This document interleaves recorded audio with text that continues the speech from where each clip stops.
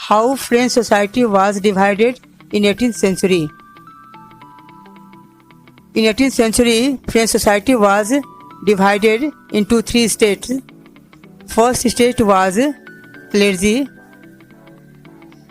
Clergy, in this group of person invested with a special function in the church. यानी इस group के लोग वे होते थे जो कि चर्च में पूजा करवाते थे. In second state was nobility. In this group, king and their families. यानी इस ग्रुप में राजा और उसके परिवार के लोग रहते थे. In the third state is made by common people like big businessmen, merchants, court officials, lawyers, peasants, artisans, and small peasants, landless labor servants.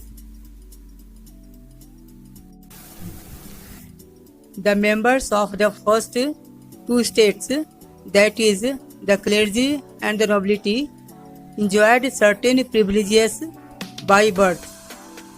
यानी ऊपर के जो दो स्टेट के लोग थे जैसे क्लेर्जी एंड नोबिलिटी, उन्हें जन्म से ही कुछ विशेष अधिकार मिला हुआ था जिसे कि वो यूज करते थे.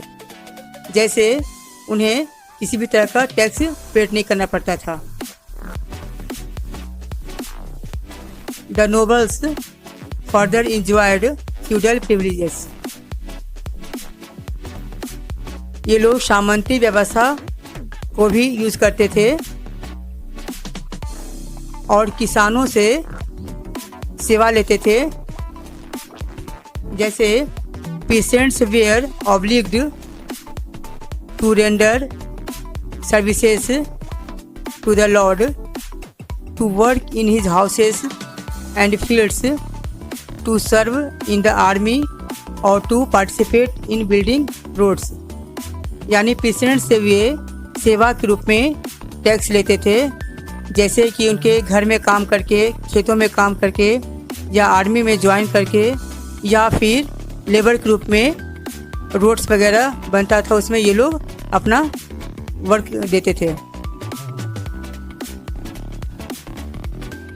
Here we know how the system of state in French society was organized. Peasants made up about 90% of the population and only 10% of population was clergy and nobility. But they have 60% of land, but common people have only 40%. However, only a small number of them owned the land they cultivated. About 60% of the land was on the noble. यहाँ हम लोग समझेंगे एक ratio को, जिस तरह से land का डिस्ट्रीब्यूशन हुआ था फ्रेंच सोसाइटी में. 90% जो कॉमन पीपल थे उन्हें 40% लैंड दिया गया था, बट जो 10% क्लेर्जी और नोबिलिटी थे उन्हें 60% ज़मीन दिया गया था. इस तरह की असमान व्यवस्था फ्रेंच सोसाइटी में थी.